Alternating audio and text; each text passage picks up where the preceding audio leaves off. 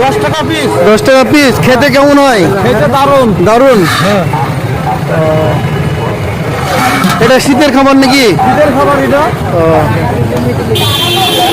গরু সরকার খাবে না, শীতের সবই খায়। শীতের সময়ের জন্য এটা খাবারটা, তাই তো? এটা কিসের ময়দা?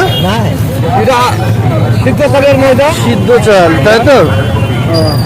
আর এতে তৈরি হচ্ছে নাকি? এটা জলের ভাপ আছে, জল আছে তলে? জল আছে বলে। জলের ভাপ দিয়ে তৈরি, তাই তো? এটা কি গুড় দিচ্ছ? গুড়?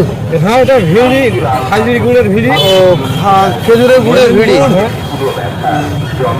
আর এটা যে উপর দিয়ে ঢাকা দিয়ে আবার এটাতে রাখতে হয়, তাই তো? হ্যাঁ, এটা যে খাইতে বলি, এটা